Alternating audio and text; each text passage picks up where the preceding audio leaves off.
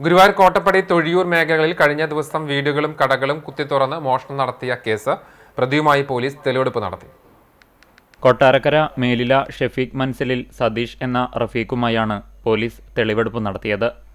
തൊഴിയൂരിൽ 7 കടകളിലും കോട്ടപ്പടിയിൽ 3 വീടുകളിലുമാണ് കഴിഞ്ഞ ദിവസങ്ങളിലായി മോഷണം നടന്നത്. വിവിധ ജില്ലകളിലായി 100ഓളം മോഷണക്കേസുകളിലെ പ്രതിയാണ് സതീഷ്.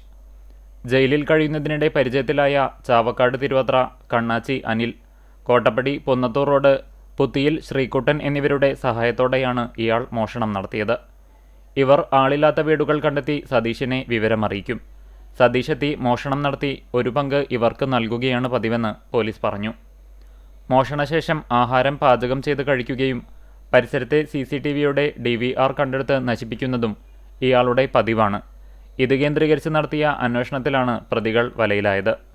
കോട്ടപ്പടി തൊഴിയൂർ മേഖലകളിൽ നിന്നുള്ള DVRകൾ തൊഴിയൂർ ഇഹ്യാഉൽ ഇസ്ലാം സെക്കൻഡറി മദ്രസയുടെ കിണറിലാണ് ഇയാൾ ഉപേക്ഷിച്ചത്. ഫയർഫോഴ്സിന്റെ സഹായത്തോടെ പോലീസ് കിണറ്റിൽ തിരച്ചിൽ നടത്തിയെങ്കിലും ഒന്നും കണ്ടെത്താനായില്ല. സ്കൂബ ടീമിന്റെ സഹായത്തോടെ പോലീസ് നാളെ വീണ്ടും പരിശോധന നടത്തും.